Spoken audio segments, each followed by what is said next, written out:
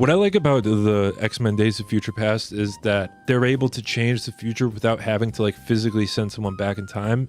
So the Kitty Pryde like sending Wolverine's consciousness back in mind, it makes sense because it's like Wolverine, he has knowledge of the future and that's how he's able to change it. The issue with that is then well, he does change the future, but the just Kitty Pryde doesn't have those powers. I don't know how she was able to do that, how she's able to like force Wolverine back. I mean, that's always what took me out of that was the only thing about that movie, because I like that one a lot. I think that might be the best X-Men movie in my opinion. But the sending the Wolverine back in time, Kitty Pryde powers, that I don't see how that happens. She can go through walls and then she can now send someone's mind back in time 50 years. How did she figure out she could do that?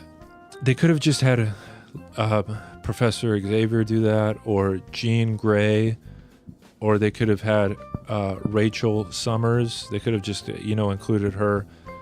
But the Kitty Pryde, I don't know that. But I think that the idea that it's not Wolverine physically going back in time, but rather his consciousness, like his body in the past, having information from the future.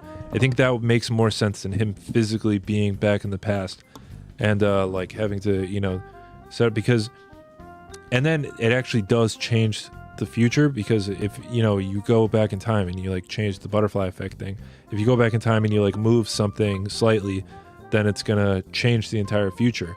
But they can get around that by saying, oh, he's using his consciousness in the past. That's how he's able to make change in the future. I don't know. It's also a world with like mutants who shoot lasers and have claws and can't die. So I think time travel works fine in that one. The Avengers ones, I don't even get the time travel stuff in those movies. The Avengers, I don't know. I can't get into it.